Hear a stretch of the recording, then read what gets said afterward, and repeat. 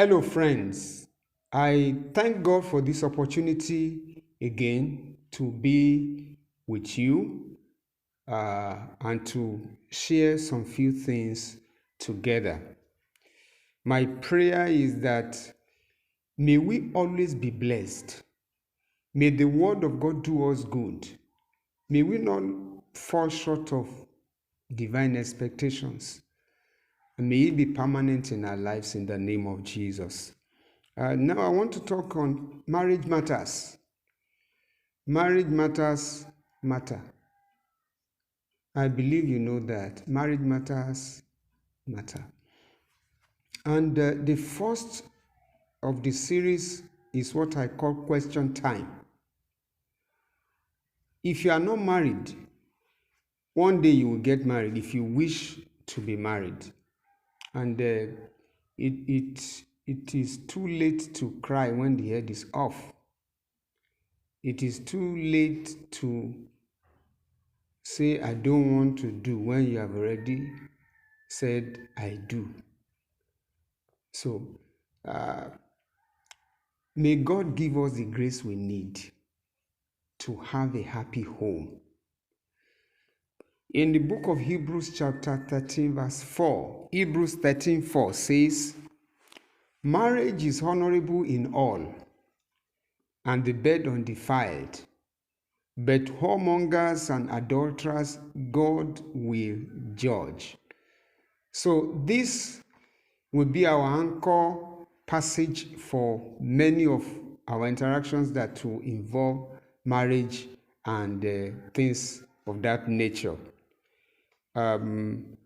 Fruitful relationship that leads to marriage is about who you are inside. That is who you are made of, the stuff you are made of. Marriage is one thing that is different for different people. It has different packages for different people. And if I may say, no two marriages are the same.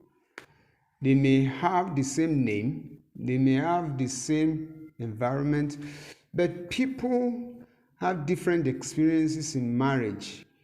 No one can claim to be a champion when it gets to marriage issues. You can only share your own experience and share mine. But today I want to talk about some serious questions people need to ask, when they're in a relationship. If you happen to be in a relationship right now and you are believing God for that relationship to head to the altar where you be joined to someone you love and someone that has a friendly nature that you want to live with for the rest of your life, there are some questions you may need to focus on now. Because by the grace of God, I'm privileged to be in one counseling committee at one point or the other, and by the virtue of having a pastoral calling, you talk to people about marriage almost all the time. You see different kinds of marriages and different experiences people have. So sometimes when I need to counsel people in their premarital counseling sessions, I ask them some questions. Besides the materials we are given to share with them, I ask some questions. Because in my little years in marriage, in my little years on earth, I have come to discover that in marriage is not what you trivialize. It's not what you play with. It's a matter of life and death. All right. So you will need to honestly answer some questions. Anyone that has ever, been through my counseling session will bear testimony to this, that I ask them these questions and I persuade them to be sincere in answering themselves these questions. Number one, how many marriage books have you read? So when I ask people this question, most of the time, it says one or two. Most of the time, they have not read any. The highest will be, I've read 3. How I wish they would tell me they have read about 15 marriage books. They have read 20 or 25 marriage books. Now, we gather experiences and we listen to what others have been through. Life is not long enough to have all the experiences in this world. You have to borrow experiences and listen to what people are saying. I'm talking of good marriage books. So if you are in a relationship, make sure you read books. Prayerfully select the books you read. That's the first question. How many marriage books have you read? I leave the questions for you. Number 2, how many marriages have you seen? How many couples have you seen? And they are living together and you know that these people are married. How many of it have you seen? You know, when I ask people this question, how many marriages have you seen? You say, quite a lot. True, we've seen quite a lot of marriages. Both the ones that are married in the church and the ones that are married in the court, are married in the mosque, and are married, in the pastor's office. There are many marriages. And then the next question will be, of all the marriages you have seen, how many of them do you like? So how many of the marriages you've seen do you like? And because I've told them that they should be honest, they will tell me that the marriages they have seen that are good, that they like, are quite few. And I will say the reason why I'm asking you this question is so that I don't want you to add to the statistics of bad marriages. Because people have marriages, but they are not happy. At the end of the day, they conclude that their marriages are bad. So I ask people, of all the marriages you've seen, how many of the marriages do you like? And the reason is because I don't want you to add to the statistics of marriages that are not pleasant. Number 4 question, can you clearly, correctly, and honestly define marriage? When I ask people this question, they beat about the bush and say marriage is when two people come together. That come together is always there. When two people come together and they live together as husband and wife. How I wish the definition of marriage would be that simple. But it's more than that. So if you must marry, if you are in a relationship and you are going to get married, ask yourself that, can I clearly, correctly, and honestly define marriage? Can I define it the way God wants it to be defined and be seen from the light of the scriptures? As a union of two matured male and female who come from different backgrounds, who have agreed together, who are joined together by a certified servant of God in the presence of everybody to live together all the days of their lives and to be one to be one financially, to be one spiritually, to be one physically, till death do them part. Can you correctly define marriage? If you can't, please pray to God to help you to know what marriage is in definition. You may not be able to do good work doing that, maybe until you are a few years in marriage, so that you can bring up your own definition. All right? Number 5 question. Can you clearly define love? Love. Can you clearly, in an unbiased way, define true love?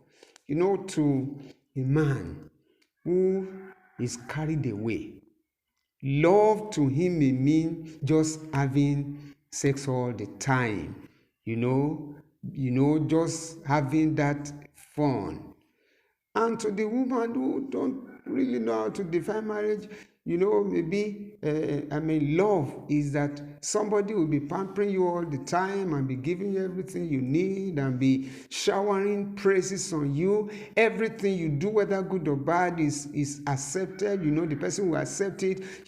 Funny definitions of love. But if you must do well in marriage, ask, do I really know? Can I clearly define love? All right. And I also ask, what are the differences between wedding and marriage? Many people don't think about this until they are asked this question. I will ask, do you know there's a difference between wedding and marriage? And for the first time, maybe some of them will wake up and say, okay, that's true. There's a difference between wedding and marriage. The reason why I ask this is because people prepare for wedding and they fail to prepare for marriage, forgetting that wedding is for one day, marriage is for life. Wedding is for everybody. You gather people together to come and witness what the two of you are doing. The marriage is for just the two of you. Wedding is done in a house.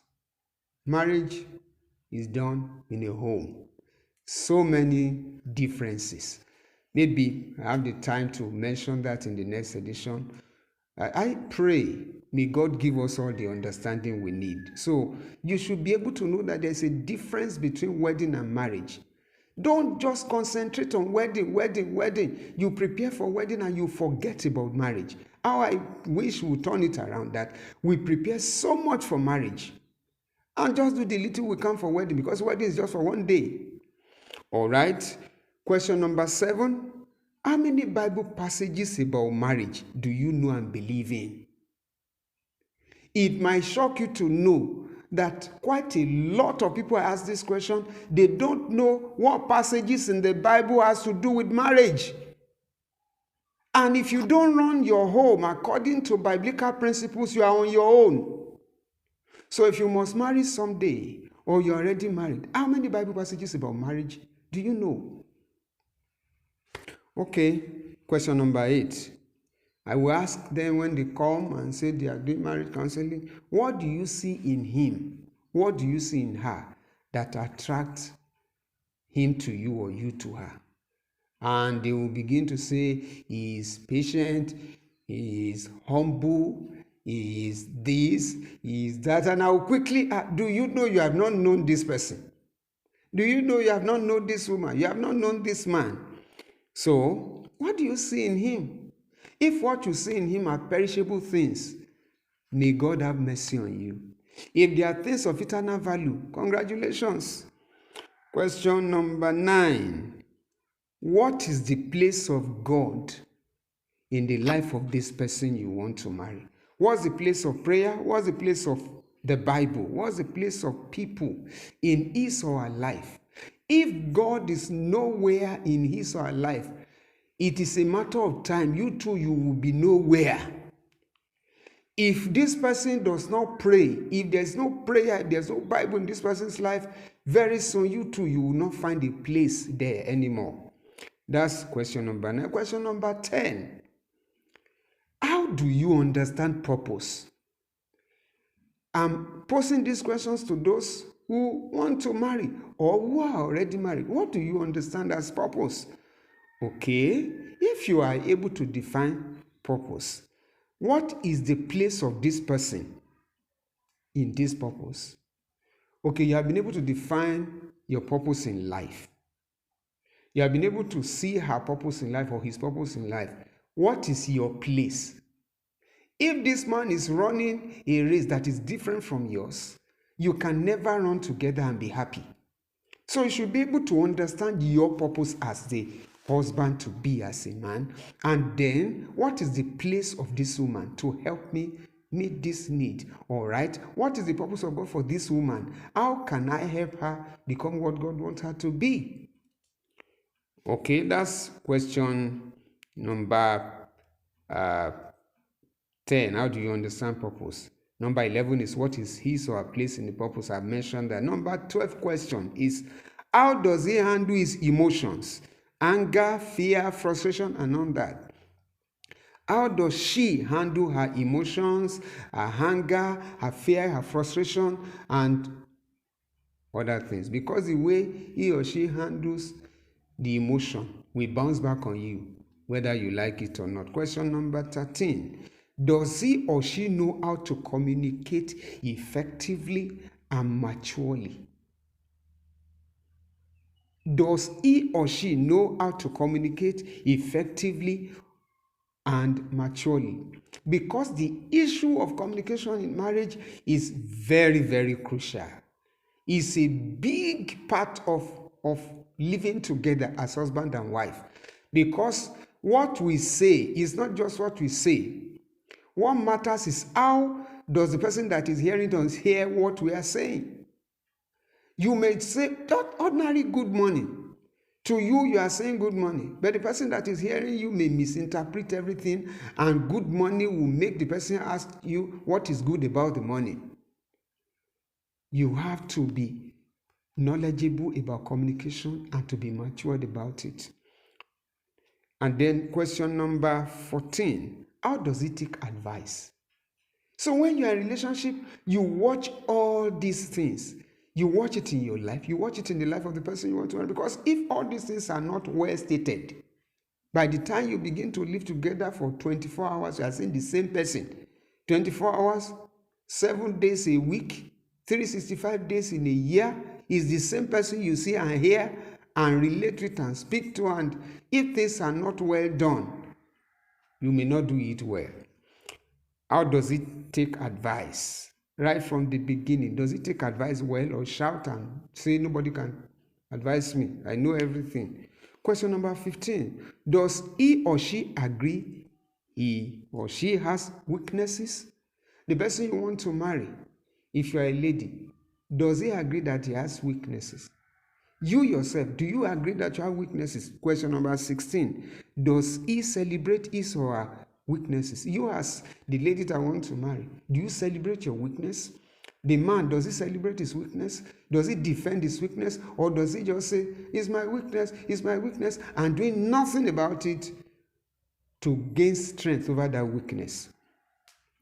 Question number 17, does he or she have problem with trust? If there's problem about trust, there's a big issue. Question number 18, how does he or she handle the parents and the siblings? Have you ever seen him or her, relate to the parents or the siblings? I can guarantee you, the way he handles his parents or his siblings, that's how he's going to handle you, whether good or bad. Question number 19, what does he or she think about money? What does he think about money? What does she think about money? At the beginning, when I ask people this question, they say, he's very liberal. He is very this, he's very that.